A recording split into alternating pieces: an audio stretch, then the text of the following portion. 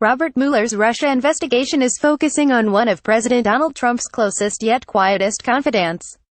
The special counsel's lawyers plan to sit down by the end of this month with White House Communications Director Hicks to find out what she might know about possible collusion between the Trump campaign and Moscow. Hicks' denial that top campaign aides spoke with foreign dignitaries is likely to come up during the discussions. "It never happened," Hicks told the Associated Press soon the election last November. "There was no communication between the campaign and any foreign entity during the campaign." Information that emerged in the past year, however, reveals that wasn't so. Since Trump was elected, it's come out that Donald Trump Jr., Jared Kushner, Jeff Sessions, then a senator, now Attorney General, Paul Manafort, Carter Page and other campaign workers spoke with Russian nationals in some capacity during the Trump's presidential campaign. Hicks has retained Washington lawyer Robert Trout, who declined to comment. A spokesman for Mueller also declined to comment. Since her November 2016 comment appears to now be in dispute, Hicks might find herself in a tight spot when she meets with the special counsel's staff. It puts her easily on the defensive, and once somebody's on the defensive, it's easier to get them to say what you want them to say, said Rebecca Roife, a professor at New York Law School. She's going to be forced into a corner to explain those lies. Hicks, who's worked with the Trumps for 5 years, has been a quiet force with the campaign and White House. But she received wider attention after Donald Trump Jr.'s correspondence with WikiLeaks was revealed.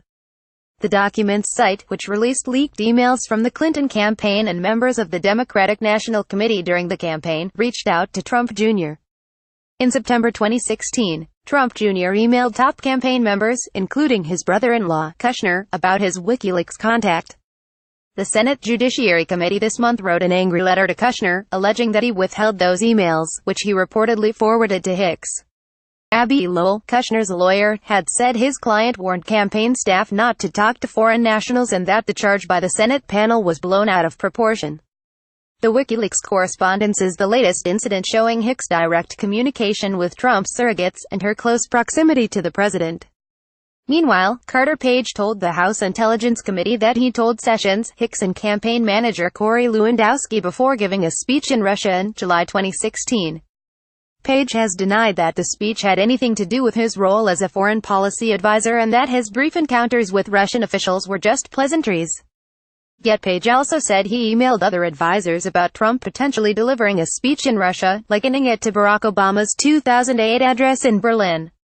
Hicks was also reportedly in the know when Trump decided to fire FBI Director James Comey in May, likely to be another talking point when she meets with Mueller's team. The firing, which the president suggested was partially because of the Russia investigation, was considered obstruction of justice by some critics. Kushner reportedly forwarded an email about foreign contacts, warning the campaign not to engage. Hicks' muted nature and loyalty to the president have been considered factors to why she's lasted so long. She's often one of the few people in the room when Trump gives an interview. And like the president, Hicks is a relative newcomer to politics. She grew up in Greenwich, Conn, and played lacrosse through her 4 years at Southern Methodist University.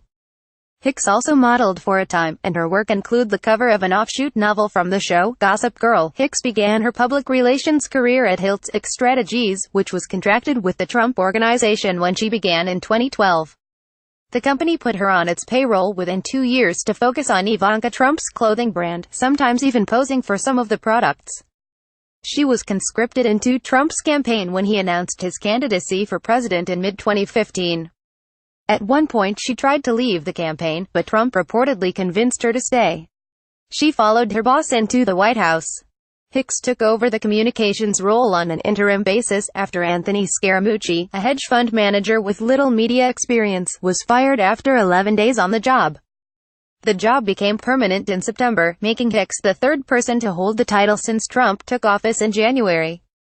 Copyright 2017 New York Daily News. Visit New York Daily News at www.newdailynews.com. Distributed by Tribune Content Agency, LLC. The exterior of the White House is shown in this undated photo. Stars and Stripes.